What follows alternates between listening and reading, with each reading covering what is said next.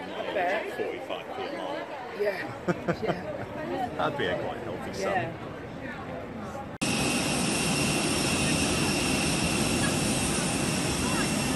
There's been one fuel truck apparently going round, manually refuelling every single plane because the whole system is down. No updates from Stansted. Our captain, thankfully, has been keeping us informed, although he hasn't had a lot to tell us.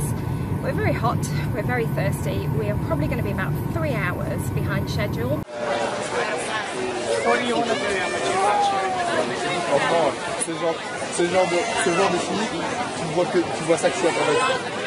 It's going to be at 3:10 local time to go there.